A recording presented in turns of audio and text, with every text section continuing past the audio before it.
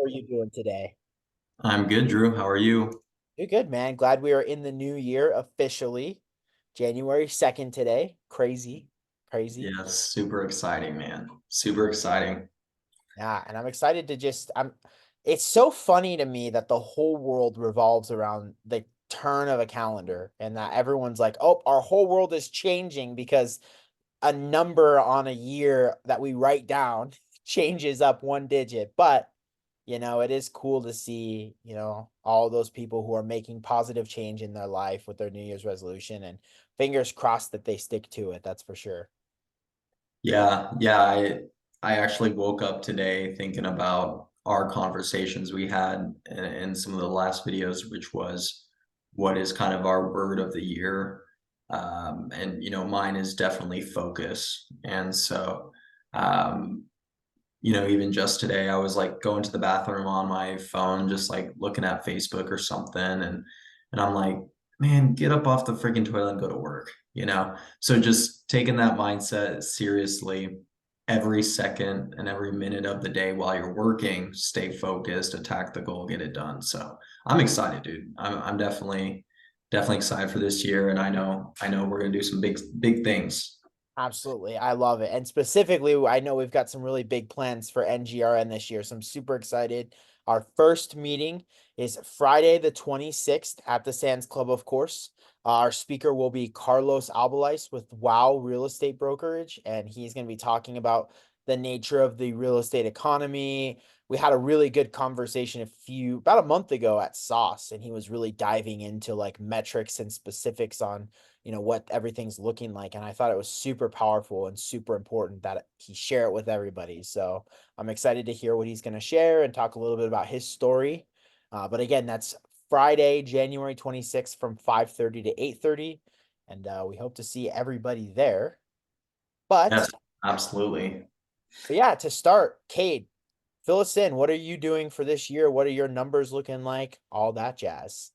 Yeah, so I'm going to quickly go over the numbers for last year, and we're just going to kind of wrap up 2023 in a big, pretty bow so you guys can not only tell your clients, but just understand yourselves kind of where the real estate market is at. For today, I'm specifically looking at Tucson, so Tucson only.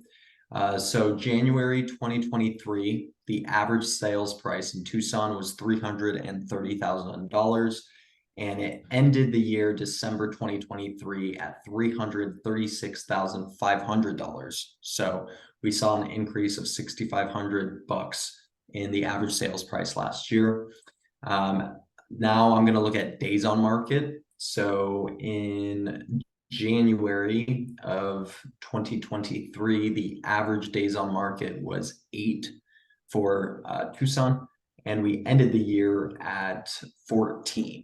Okay, so a little under double what we started the year at. That number is trending downwards from what I'm seeing, so I'm going to be expecting that to drop back down to that probably around 10, below 10 range. And then month supply, January 2023 was at 1.6 for Tucson, and then we ended the year at a 1.9.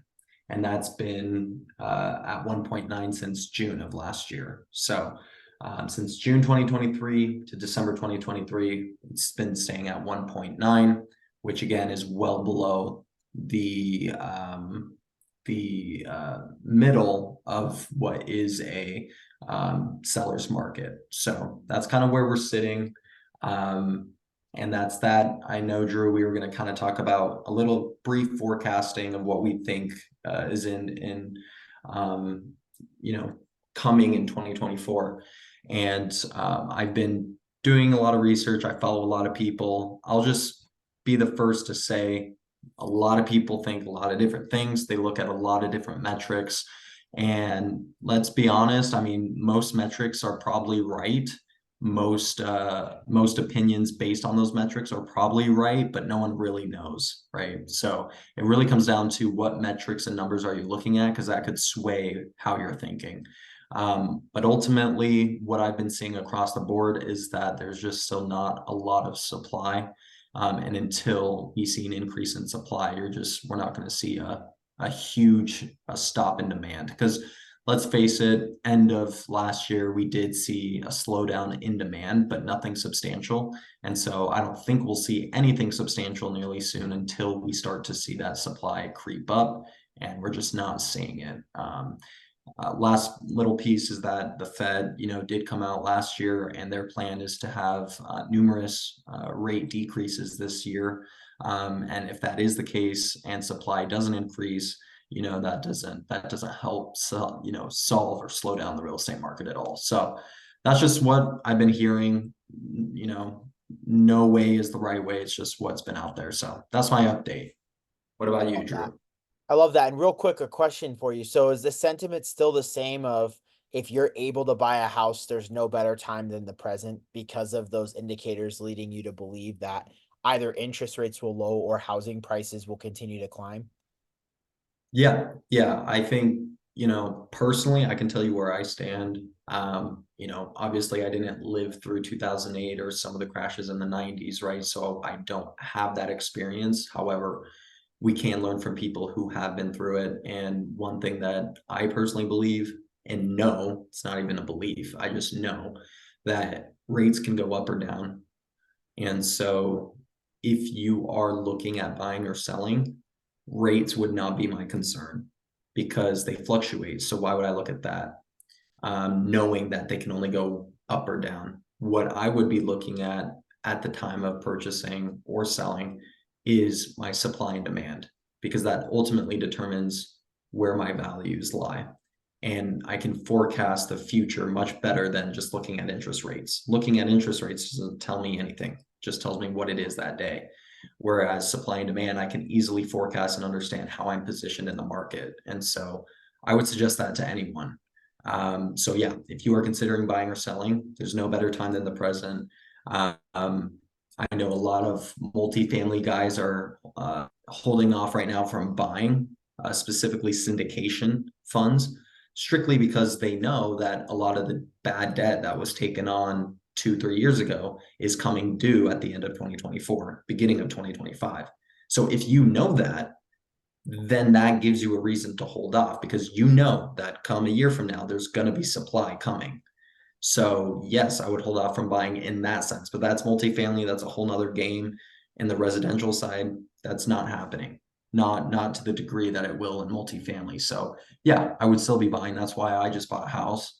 I mean, it just doesn't matter, right? You can always refinance, you can pay off your debt, you can do what you need to do, but if you need to move it and you want to buy a house, do it. Especially now, because I don't see the supply changing anytime soon. So it just is what it is. But yeah, that's all I have. That's all I have. Drew, do you want to inform us on the financial markets? Absolutely, absolutely. So similar way, I'm gonna wrap up because if I did a year to date, that would be today's day only for trading wise. So I will wrap up what 2023 looked like as a whole. So the S&P 500, which is one of the three major indexes we typically follow, was up 24.2% last year. The Dow Jones was up about 13%, and the Nasdaq was up a whopping 43%. So the stock market had some pretty significant and substantial returns. Now, what I will say is keep in mind, remember, as I've preached in the previous videos, those were being inflated by a few really weighted stocks in the stock market like Amazon, Netflix, Google, Apple. So I think it's super important to realize that those companies are probably trading at premiums that aren't really realistic in the short term. So if you have a long-term horizon, then keep your day-to-day, keep dollar cost averaging, because similar to buying a home, it will never be cheaper with interest going up and inflation going up. Like those things will never be cheaper.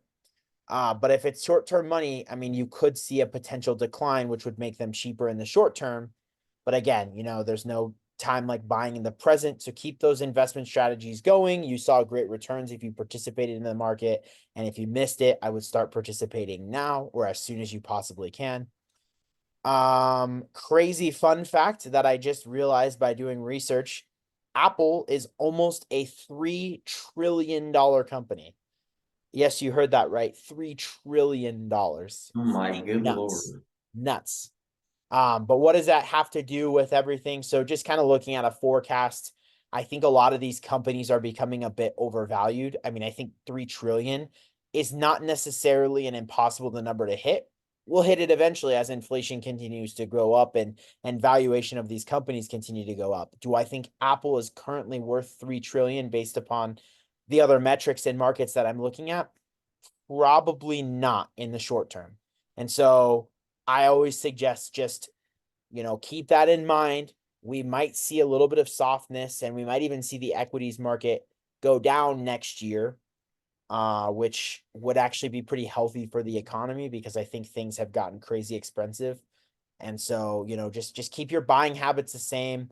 Talk to a financial professional with money that you do have in the market to make sure it's allocated in the right places and definitely take advantage, but don't let these high metrics allow you to dump all of your money in because you're going to hear, oh, it was up 43%. So I missed out. I got to jump in before I miss out even more. Don't let FOMO kick in, but also don't pull out all of your money and say, all right, I'm done. I'm pulling out because I've seen the gains. Like just continue to buy, because over time, those dollars will become worth more and more and more. So that's my general I love forecast. I love it. And yeah, I think the biggest tip, I don't know, I know Drew, you and I agree to this extent, is invest money that you can afford to lose. You Absolutely. know? So and the easiest way to explain this is, what Dalton calls, and I think Polder calls the survival number, right? So what does it cost you to survive on a monthly basis? All of your housing, your food, your gas, your taxes, your insurances, your eating out, all that stuff. What does it cost you per month to survive? And then, anything. And for me personally, I include my investing as my survival number, but some people may do it differently. And then on top of that, what extra comes in that you can invest. And that's money that you can, if it wasn't there, you'd be fine. You still hit your survival number. But, that's how I kind of invest. I personally make it part of my survival number because I'm just ultra conservative. But you don't have to do that. So just know, like, as a consumer, what it costs you to survive, but be smart in the sense that don't bet all of your, money, or don't put all your eggs in one basket. Make sure that the money you're putting in, you're setting aside is money you could afford to lose if everything crapped out. You're not betting on that money. Absolutely, absolutely. And even too, like if you aren't investing right now and you don't know where to start and you don't know what to do, I mean, start by trying to, if you aren't able to talk to a financial professional, or maybe you're too nervous for whatever reason because you have this premonition, which by the way, I will speak as a financial professional, people do not care how much money you make or how much money you have. As long as you're disciplined enough to put it away, they will never turn away a good client. So it doesn't matter. Don't be embarrassed by your situation. But if you are and you want to just practice on your own, start by trying to save at a bare minimum 10% of your income towards retirement every single year. So that's like a good goal to start at. I mean, obviously you want to try to save as much as you possibly can, but 10% is pretty standard. And that's retirement money that, like Cade said, if you lose it and it's money you forget about. You put it away and you don't think about it ever again. And you hope and pray that in 15 years from now you have a lot bigger bucket than you do right now. But it's money that you can effectively forget about. So I love it. Awesome, Drew. Well, thank you for the updates there. Lastly, we got our quote, which we like to finish every episode off with a quote. And today's quote is brought to us by the one and only Abraham Lincoln. Yes, sir. What president was he? Like the 16th? 16th, you nailed it. Yeah. I don't know how I knew that. What the heck? That was a guess. All right. The best way to predict the future is to create it. Hmm. The best way to predict the future is to create it. Drew, what stands out to you the most in that quote? I think honestly, our timing as the fact of, like I kind of alluded to earlier, like that we're at the beginning of the year, everyone shifts. So now it's time to create your year, create your legacy, start building those blocks and start tweaking if you haven't done it already. And if you have an active legacy that you're building and you have a plan, tweak it, make it more efficient. but don't complain and let time pass you by. You need to be the one to pave the way for your own success. And so that's what stands out to me. How about you? I love it. Yeah, I think it just kind of reminds me of what you said. It's funny how everyone makes drastic changes based on a calendar switch.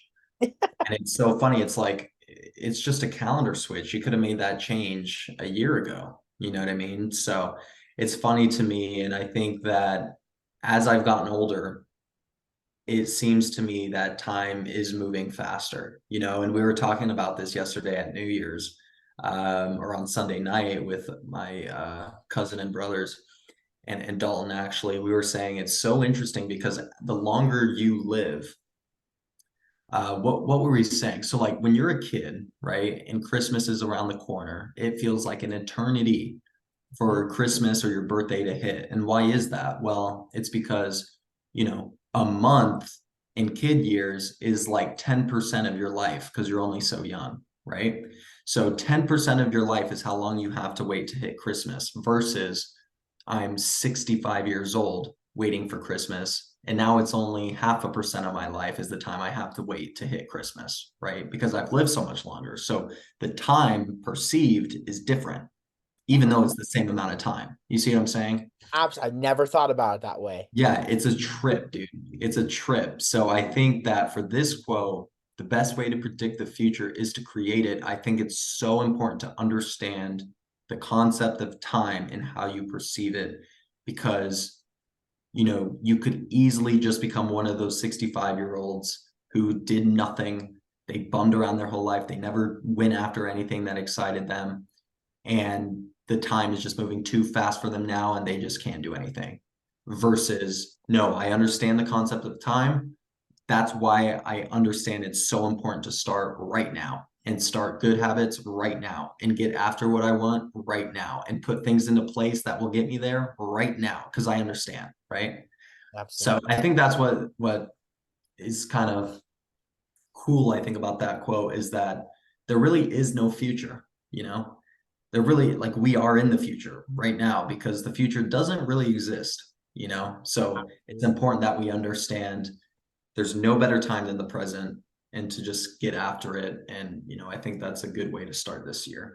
I love that. I love that. I never thought about it from that perspective, but I've always had those thoughts like, why is it? And I thought personally it was anticipation, but I think yours makes a lot more sense as like perceived time versus length of time being alive. It's Yeah, so because I think time consistently speeds up the older we get, but I become less and less I have less and less anticipation for like my birthday and Christmas every single year. My it's just yeah. another day.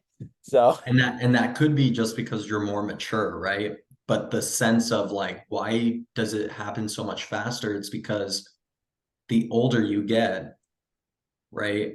The, I don't even really know how to put it, but the older that you get, the time that happens is perceived to be less, even though it's the same time. 24 hours at 22 years old is the same 24 hours at 8 years old, right?